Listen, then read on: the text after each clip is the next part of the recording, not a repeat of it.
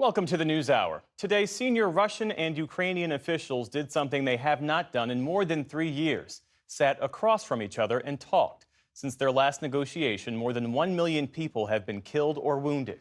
Today, the two sides agreed to exchange 1,000 prisoners. That would be the war's largest swap. And they agreed to keep talking. But beyond that, there was no breakthrough. And in some respect, the two sides seem even further apart than when they started. Nick Schifrin begins our coverage. Today in Istanbul, foes finally faced each other. Senior Ukrainian Russian officials haven't been this close in nearly 1,200 days. But by the end of the meeting, they've never been further apart. There were a number of things that, of course, were unacceptable. But again, the Ukrainian delegation took it with a very calm posture. The last time Ukraine and Russia negotiated, in March 2022, in the exact same location as today's talks, Russia demanded caps on Ukraine's military, the ending of Western support, the end of Ukraine's NATO dreams, and the dissolution of Volodymyr Zelensky's government. Today, Russia reportedly expanded its demands to include Ukrainian withdrawal from 4 regions that are under partial Russian control: Zaporizhia, Donetsk, Kherson, and Luhansk, and buffer zones in other provinces of Sumy, Kharkiv, and Dnipropetrovsk. Russian negotiator Vladimir Medinsky said today that compared to 2022, Moscow wanted more. It was a little bit tougher in relation to the realities on the ground. The two sides did agree to the largest prisoner release of the war, and Russia said it would consider a Ukrainian request for a Zelensky-Vladimir Putin meeting. We agreed that each side will present its vision of a possible future ceasefire and spell it out in detail. But Russia continues to reject U.S., Ukrainian, and European requests for a 30-day ceasefire. You all know that this is how it works. You first make guns silent and then you talk. As a rule, as Napoleon said, war and negotiations take place simultaneously.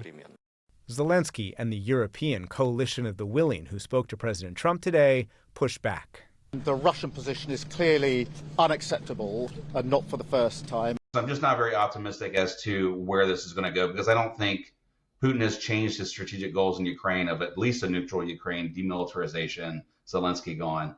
Jeff Edmonds is a former defense, White House, and CIA analyst on Russia and Europe, now at the Center for Naval Analyses. The Russians, despite the massive amounts of manpower they have wasted in this war, are meeting their recruitment goals. And so they can stay in this fight longer.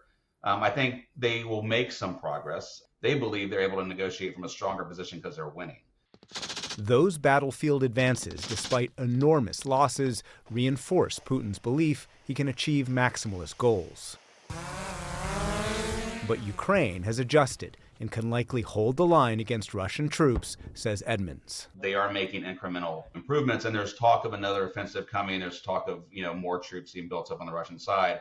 But the Ukrainians have learned, I think, in some sense from their failed offensive in 2023, how effective defensive measures can be. And so I know that they're concentrating on that. So I don't see a big breakthrough coming in any region. And so, most likely, the two sides will continue to fight and negotiate to stalemate. For the PBS NewsHour, I'm Nick Schifrin. For perspective on the state of play of the negotiations between Russia and Ukraine, we turn now to Andrew Weiss. He's a former State Department official who served in the George H.W. Bush and Clinton administrations. He's now the Vice President for Studies at the Carnegie Endowment for International Peace. Andrew, always great to see you. Great to see you. So those peace talks today wrapping just shy of 2 hours. A historic prisoner swap, but no ceasefire, no major breakthroughs. What do you see here? Is this progress? This process is about an audience of one. Both sides are trying to appeal to President Trump and avoid being blamed for the process not going anywhere. So the Ukrainians have gone great far, taken a lot of steps to agree to an unconditional 30-day ceasefire, to agree to meet with the Russians, and to sort of, play nicely with this administration. The Russians, who have given no ground, and in fact, as you heard from Nick Schifrin just a moment ago, are actually expanding their demands, also want to look like they're nice people and that they're serious about peace. They're not. And as we heard just a moment ago, they think time's on their side.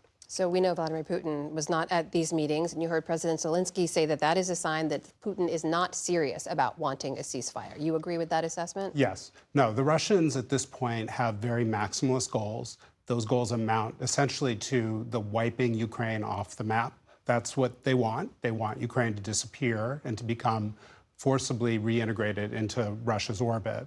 The Ukrainians are not in any position where they're desperate for a deal. And I think this White House, in part, is hampered in its peacemaking efforts because they have a misunderstanding of where things are on the ground.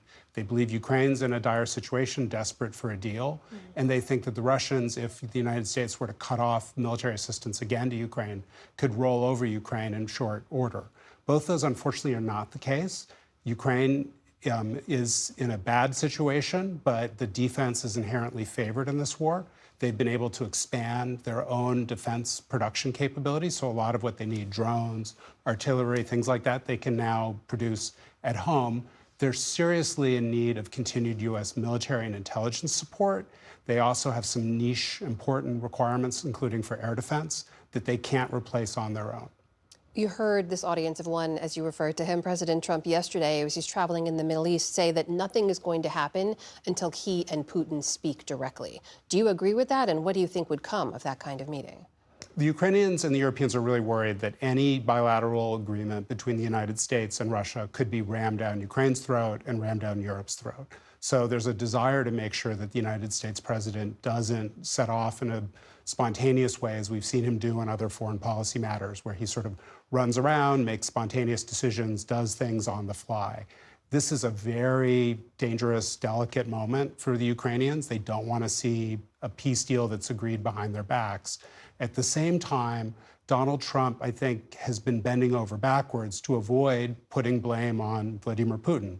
So asking for a meeting is now just the next sort of way of kicking the can and avoiding the moment of decision that Trump had promised us, where he said, if I can't get this settled within my first 100 days, I'm going to walk away. That's the moment we're waiting for Trump to reveal what walking away means. When it comes to the U.S. involvement here, though, I want to share with you something the former U.S. ambassador to Ukraine, Bridget Brink, published just today in this op-ed in the Detroit Free Press. She basically said she resigned last month because of Trump's foreign policy after serving 3 years in Ukraine. She wrote this: I cannot stand by while a country is invaded, a democracy bombarded, and children killed with impunity. I believe the only way to secure U.S. interests is to stand up for democracies and to stand against autocrats. Peace at any price is not peace at all. It is appeasement.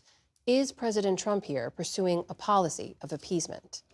I think he is, and I think the risk is that the policy that we had in place when Donald Trump became president focused on unity with the Europeans, common cause with the Ukrainians, and showing the Russians that they can't get what they want, and that we would build leverage over time to get them to see that this was a hopeless goal, that they were never going to get Ukraine back. At this point, Donald Trump has cut off military aid for a brief period for the Ukrainians, cut off intelligence support.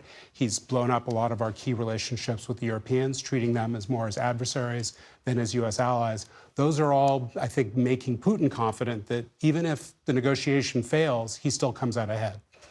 Andrew Weiss, thank you for your time. Always great to speak with you. Thank you.